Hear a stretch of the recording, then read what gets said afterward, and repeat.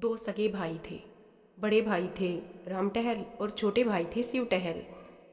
राम टहल विलासी, दुर्व्यसनी, चरित्रहीन आदमी थे, पर सांसारिक व्यवहारों में चतुर थे। सूद ब्याज के मामले में दक्ष थे। लोगों को जरूरत पड़ती तो पैसा देते थे, पर सूद समेत वसूली करते थे।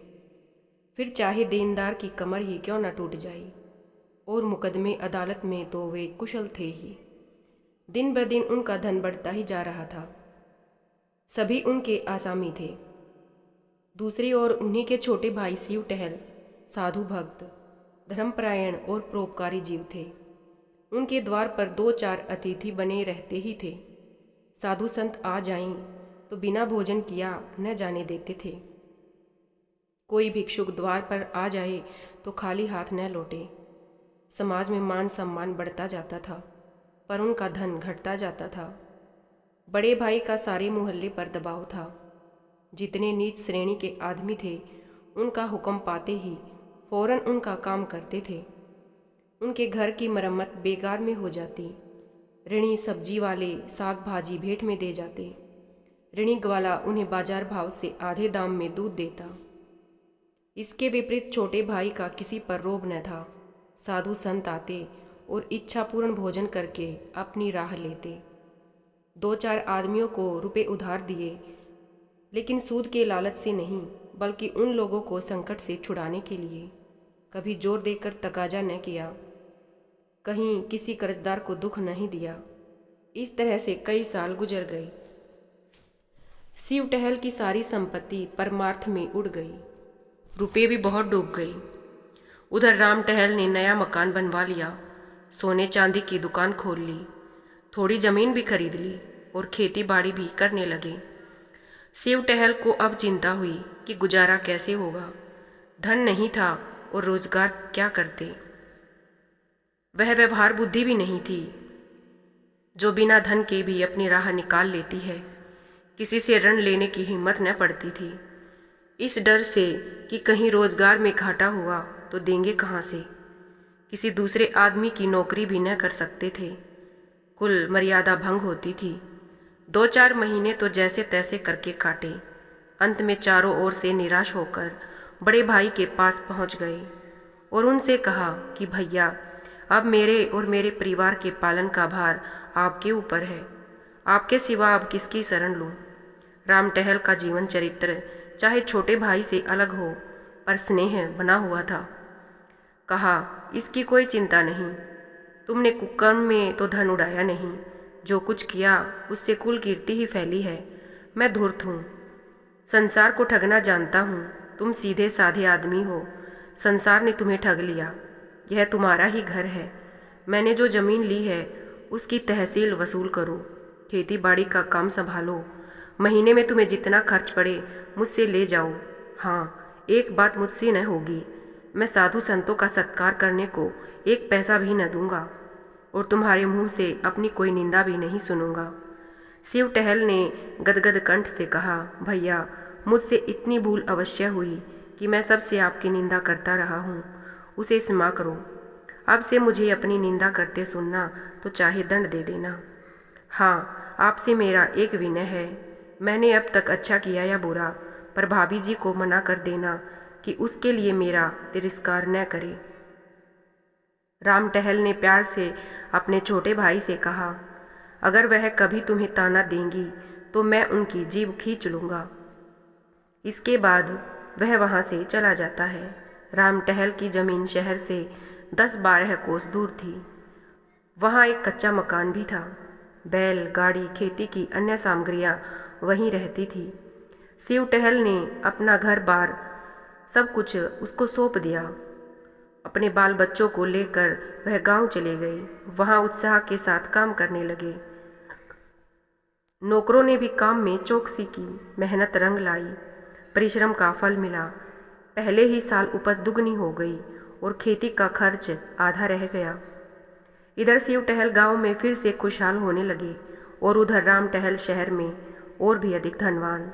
दोनों भाई अपनी अपनी जगह पर खुशी से अपना जीवन व्यतीत करने लगे। शिव टहल को बड़े भाई की शर्तें याद थी, पर स्वभाव को कैसे बदले। पहले की तरह तो नहीं, पर अब भी 2-4 महात्मा लोग शिव टहल की कीर्ति सुनकर आ ही जाते थे और शिव टहल को विवश होकर उनकी सेवा और सत्कार करना ही पड़ता था।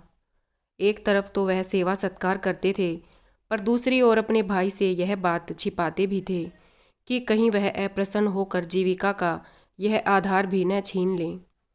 फल यह होता कि उन्होंने बड़े भाई से छिपाकर अनाज, भूसा, खली आदि बेचना शुरू कर दिया और चोरी द्वारा होने वाली इस कमी को पूरा करने के लिए वह मजदूरों से और भी कड़ी मेहनत करवाने लगे और खुद भी कड़ी मेहनत करते। धूप, ठंड, पानी, बूंदी की बिल्कुल परवाह न करते। लेकिन शरीर के परिश्रम की भी एक सीमा होती है। शिव टहल ने कभी इतना परिश्रम तो किया ही न था। शरीर शक्तिहीन होने लगा। भोजन भी रूखा सूखा ही मिलता था। उस पर भोजन का कोई ठीक समय भी नहीं। कभी दोपहर को खाया, कभी तीसरे पहर को खाया। कभी प्यास लगी तो तालाब का पानी पी लिया। नतीजा दुर्बल होते चले गई। दुर्बलता रोग का पूर्व रूप है। बीमार पड़ गई। देहात में दवा दारू की सुविधा भी न थी। रोग ने जड़ पकड़ ली। ज्वर ने काले बुखार का रूप धारण किया और काले बुखार ने 6 महीने में ही उनका काम तमाम कर दिया। राम टहल ने छोटे भाई की मृत्यु पर यह शोक समाचार सुना तो उन्हें बड़ा दुख हुआ। इन 3 वर्षों में उन्हें 1 पैसे का किराना मोल नहीं लेना पड़ा। गुड़, घी, भूसा, चारा, उपले, ईंधन सब गांव से चला आता था। बहुत रोए, पछतावा हुआ कि मैंने भाई की दवा इलाज की कोई फिक्र क्यों नहीं की। अपने स्वार्थ की चिंता में मैं उसे भूल गया। लेकिन मैं क्या जानता था कि मलेरिया का ज्वर प्राणघातक ही होगा। नहीं तो यथाशक्ति अवश्य इलाज करवाता। भगवान की यही इच्छा थी, फिर मेरा क्या वश। अब कोई खेती को संभालने वाला न था। इधर राम टहल को खेती का मजा मिल गया था। उस पर विलासिता ने उनका स्वास्थ्य भी नष्ट कर डाला था। अब वह देहात के स्वच्छ जलवायु में रहना चाहते थे। निश्चय किया कि खुद ही गांव में जाकर अब खेती बाड़ी करूँगा। लड़का जवान हो गया था। शहर का लेन देन उसे सौंपा और अपने गांव चले आए। यहाँ वे शिव टहल की तरह ही मजदूरों से खेती करवाने लगे। उनका समय और चित्त विशेषकर गायों की देखभाल में लगता था। उनके पास एक बड़ी प्यारी गाय थी जिसका नाम जमुना प्यारी था। उसे कई साल पहले उन्होंने बड़े शौक से खरीदा था। खूब दूध देती थी और सीधी तो इतनी थी कि कोई बच्चा भी सींग पकड़ ले तो भी कोई फर्क नहीं पड़ता। वह इन दिनों गर्भिणी थी। राम टहल उसे बहुत प्यार करते थे। शाम सवेरे उसकी पीठ सहलाते, अपने हाथों से अनाज खिलाते। कई आदमी उसे खरीदना चाहते थे और उसके दुगने चुगने दाम देने को भी तैयार थे, पर राम टहल ने नहीं बेची। जब समय पर गऊ ने बच्चा दिया तो राम टहल ने धूमधाम से उसका जन्म का उत्सव मनाया। कितने ही ब्राह्मणों को भोजन कराया। कई दिन तक गाना बजाना होता रहा। इस बछड़े का नाम रखा गया जवाहिर। एक ज्योतिषी से उसका जन्म पत्रा भी बनवाया गया। ज्योतिषी के अनुसार बछड़ा बड़ा होनहार, बड़ा भाग्यशाली, स्वामी भक्त निकलेगा। केवल 6 वर्ष उस पर एक संकट की शंका थी। उससे बच गया तो फिर जीवन पर्यंत सुख से रहेगा। बछड़ा श्वेत वर्ण का था। उसके माथे पर एक लाल तिलक था। आंखें कजरी थी। स्वरूप का अत्यंत मनोहर और हाथ पांव का सुडौल था। दिन भर कलोले किया करता। राम टहल का चित्त उसे छलांगे भरते देखकर प्रफुल्लित हो जाता था। वह बछड़ा भी उनसे इतना हिल मिल गया था कि उनके पीछे पीछे कुत्ते की भांति दौड़ा करता था। जब वह शाम और सुबह को अपनी खाट पर बैठकर असामियों से बातचीत करने लगते तो जवाहिर उनके पास खड़ा होकर उनके हाथ या पांव को चाटता था। वह प्यार से उसकी पीठ पर हाथ फेरने लगते तो उसकी पूंछ खड़ी हो जाती और आंखें हृदय के उल्लास से चमकने लगती। राम टहल को भी उससे इतना स्नेह था कि जब तक वह उनके सामने चौके में न बैठा हो भोजन में स्वाद न मिलता। वह उसे बहुधा गोद में चिपटा लिया करते। उसके लिए चांदी का हार, रेशमी फूल, चांदी की झांझें बनवाई। एक आदमी उसे नित्य नहलाता और झाड़ता पोंछता रहता था। जब कभी वह किसी काम से दूसरे गांव में चले जाते तो उन्हें घोड़े पर आते देखकर जवाहिर कुलेले मारता हुआ उनके पास पहुंच जाता और उनके पैरों को चाटने लगता। पशु और मनुष्य में यह पिता पुत्र सा प्रेम देखकर लोग चकित हो जाते थे। जवाहिर की अवस्था जब 2.5 वर्ष की हुई तो राम टहल ने उसे अपनी सवारी की गाड़ी के लिए निकालने का निश्चय किया। वह अब बछड़े से बैल हो गया था। उसका ऊंचा ढील, गठे हुए अंग, सुदृढ़ मांसपेशियां, गर्दन के ऊपर ऊंचा ढील, चौड़ी छाती और मस्तानी चाल थी। ऐसा दर्शनीय बैल सारे इलाके में न था। बड़ी मुश्किल से गाड़ी खींचने के लिए उसका जोड़ा मिला, पर देखने वाले साफ कहते थे कि जोड़ा नहीं मिला।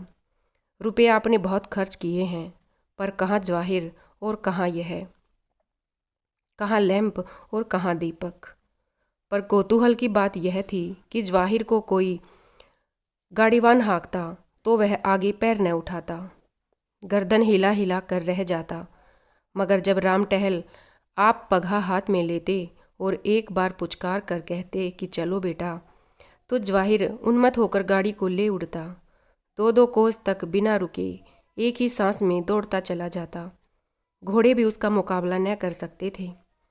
एक दिन संध्या समय जब जवाहिर नांद में खली और भूसा खा रहा था और राम टहल उसके पास खड़े उसकी मक्खियाँ उड़ा रहे थे, एक साधु महात्मा आकर द्वार पर खड़े हो गए।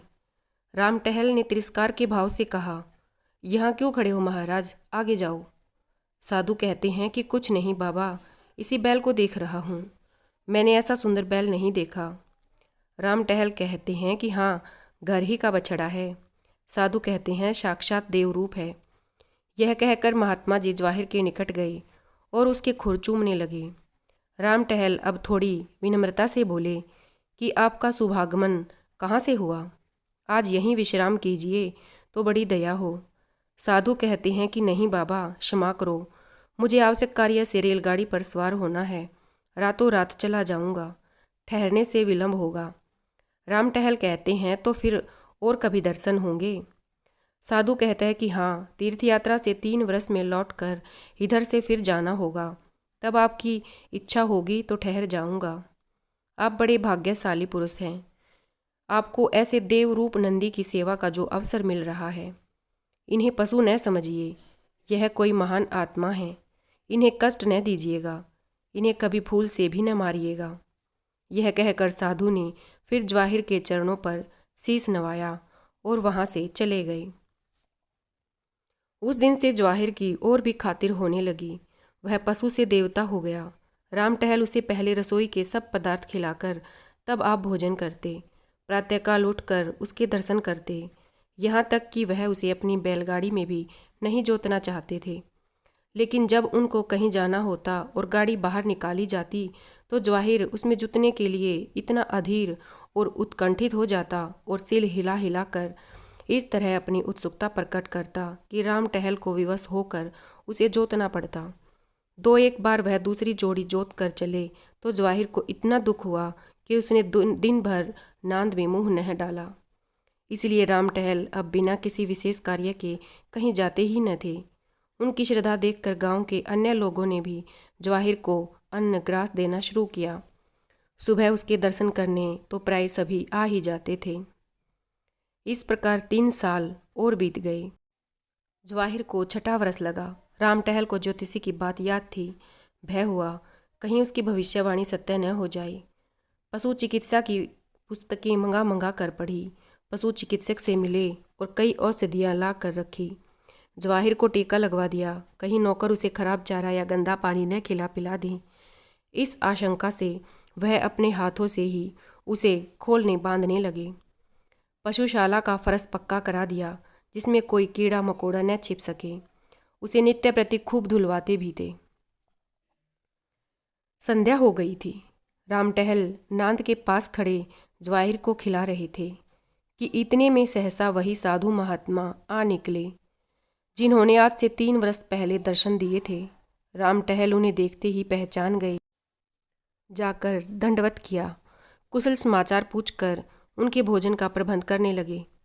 इतने में अकस्मात जवाहिर ने जोर से डकार ली और धम से भूमि पर गिर पड़ा।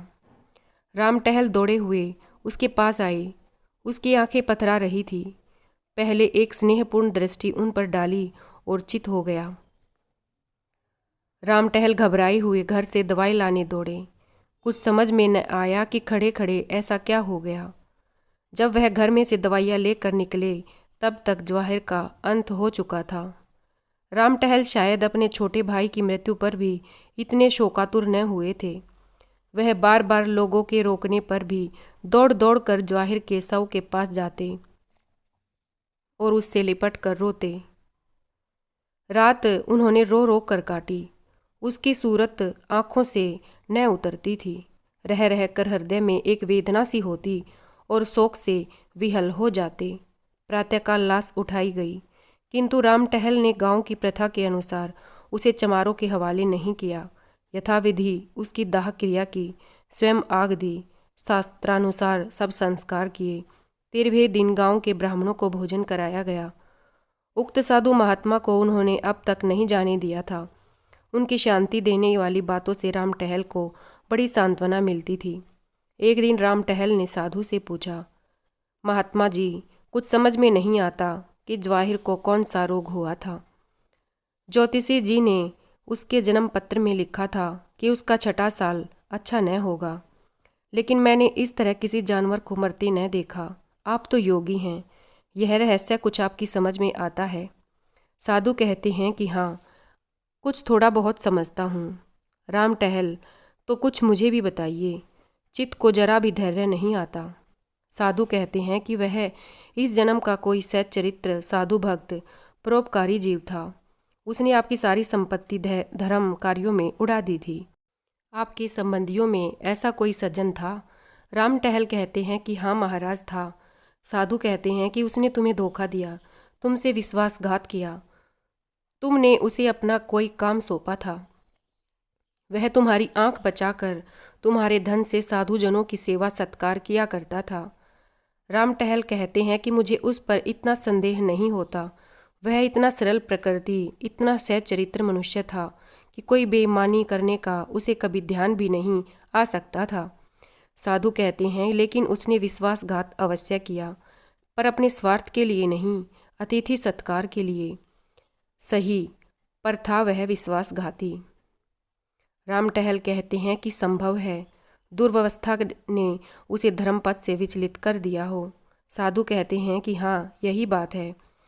उस प्राणी को स्वर्ग में स्थान देने का निश्चय किया गया, पर उसे विश्वासघात का प्रायश्चित करना आवश्यक था। उसने बेईमानी से तुम्हारा जितना धन हर लिया था, उसकी पूर्ति करने के लिए उसे तुम्हारे यहाँ पशु का जन्म दिया गया। यह निश्चय कर लिया गया कि 6 वर्ष में प्रायश्चित पूरा हो जाएगा। इतनी अवधि तक वह तुम्हारे यहाँ रहा। ज्यों ही अवधि पूरी हो गई, त्यों ही उसकी आत्मा निष्पाप और निर्लिप्त होकर निर्वाण पद को प्राप्त हो गई। महात्मा जी तो दूसरे दिन विदा हो गए, लेकिन राम टहल के जीवन में उसी दिन से एक बड़ा परिवर्तन देख पड़ने को मिला। उनकी चित्तवृत्ति बदल गई, दया और विवेक से हृदय परिपूर्ण हो गया। वह मन में सोचते, जब ऐसे धर्मात्मा प्राणी को जरा से विश्वासघात के लिए इतना कठोर दंड मिला, तो मुझ जैसे कुकर्मी की क्या दुर्गति होगी। यह बात उनके ध्यान से कभी न उतरती थी। जो परोपकारी होते हैं उन्हें स्वर्ग में ईश्वर के चरणों में स्थान मिलता है, किंतु परोपकार भी यदि चोरी अथवा विश्वासघात से कमाए धन द्वारा हो तो पहले प्रायश्चित तो करना ही पड़ेगा।